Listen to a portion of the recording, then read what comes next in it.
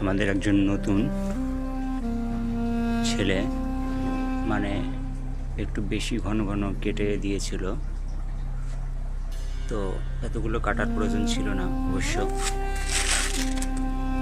তো যাই হোক, সে যখন কেটে ফেলেছে এভাবে ফিটিং করা হয়েছে।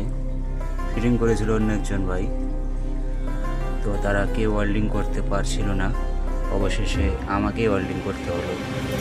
অনেক গ্যাপ ছিল, তাই ভিতর দিয়ে MS ওয়েল্ডিং রড দিয়ে এবং এই সিটেরই চিকন করে অংশ কেটে নিয়ে গ্যাপগুলো পূরণ করেছিলাম SS ওয়েল্ডিং রড কম থাকার কারণে। এভাবে এদিক গ্যাপ পূরণ করার পরে আউটসাইড দিয়ে SS ওয়েল্ডিং রড দিয়ে ওয়েল্ডিং করা হয়েছে ভার্টিক্যালি, টোপায়া। ফিনিশিং একটু কম, আশা করি হিট করবে না ইনশাআল্লাহ।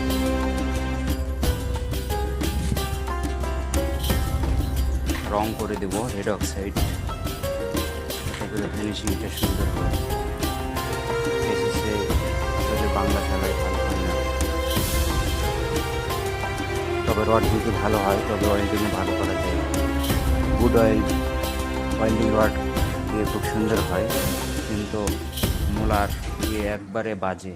মোলার রড আমাকে মাংলা দিল, আমি নেব না। বাজে রড মোলার রডটি।